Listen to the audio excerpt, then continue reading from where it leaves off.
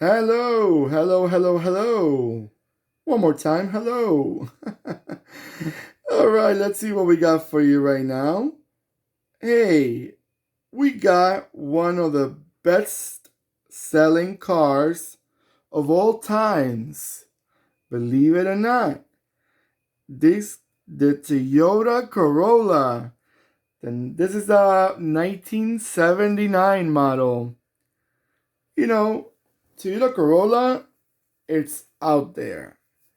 I'm sure this is actually one of those cars that you could say, I'm sure it was sold everywhere in the world because they were so popular. Anywhere they go, they were super popular in Europe. I'm not sure about Europe actually, but in North America, in South America, in Latin America altogether, in Asia, super.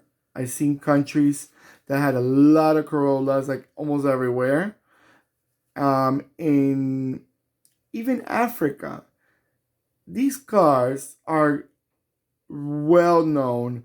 The best thing that made Toyota so popular because they're reliable. That's the best choice any car brand can make when they want to be popular worldwide. Take Toyota as an example. They made small cars reliable, cheap to own, that lasted for a long time. Because example, this model right here, the one that we're looking at right now, 1979, this is a 42-year-old car. 42-year-old car. And these cars, you see them a lot on the road. Not so much in the modern first world countries, but when you go to third world countries, you get to see quite a few of them. And they run and run and run and run and run. They last forever. Why? Because they're good. And people rather fix them than let them go because they don't give them so much headache. Now, the Toyota Corolla was also called in different countries different names. It was called also Toyota Sprinter in Japan. It was called, at one point, they were called Toyota Alex with a double L. And also in Japan, they were called Toyota Auris. They were called the Toyota Levin, Toyota Alien, Toyota Conquest. I'm talking about around the world. Even in Australia, they were called Haldane Nova for quite a while. And they made them also Chevrolets. Chevrolet copied their model for a few years, around 1986, 87. They would call it Chevrolet Nova, and they were a copy of the Toyota Corolla. Not this model. I'm talking about the one that came after or two generations after, more or less. Going back to this one right here, uh, I love how they make these cars are in a square light. Some countries used a round light as a front, and they were just a basic car, but basic in a good way. Basic, I mean reliable. You see Toyota right there, Toyota Corolla. I'm trying to see the license plate. Where is it from? I can't recognize it. See the airflow right there. Turning signals. Actually, no, the turning signals right there. Here by the bumper, and they also have one by the fender.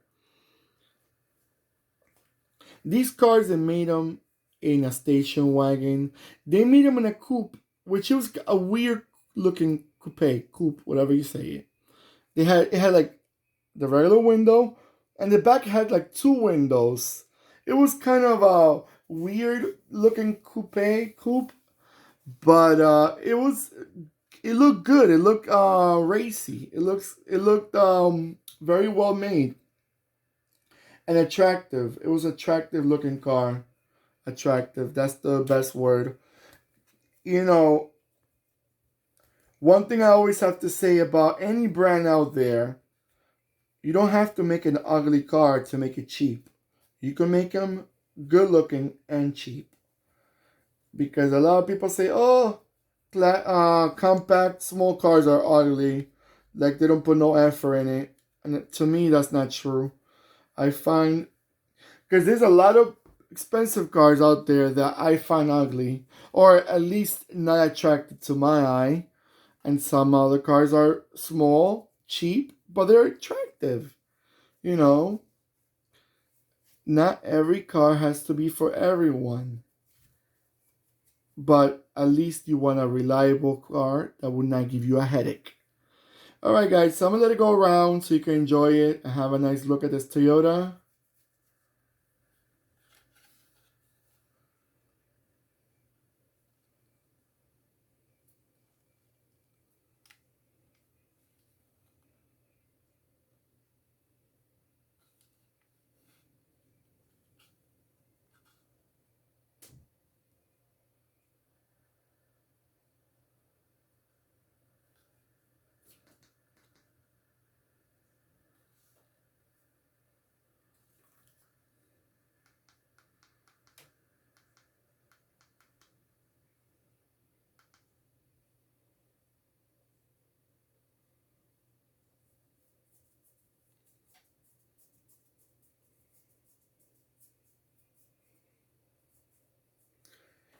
Alright everyone.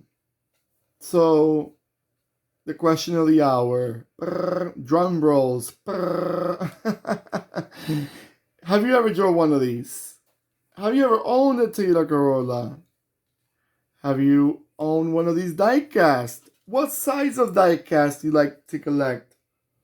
Look at me, I sound like an interview. I sound like I'm interviewing you guys. But you know what it is? I love to hear your stories. I love to hear your experiences. If you like to collect diecast, or you're a Toyota Corolla fanatic and may you look at this video, let me know. And don't forget, if you click on the subscribe button, you're one of my team. How corny does that sound, right? Well, don't forget to click on the bell. The bell will remind you. Will remind you when I'm posting more videos. Okay, guys, so stay safe. I'll see you on my next video. Goodbye.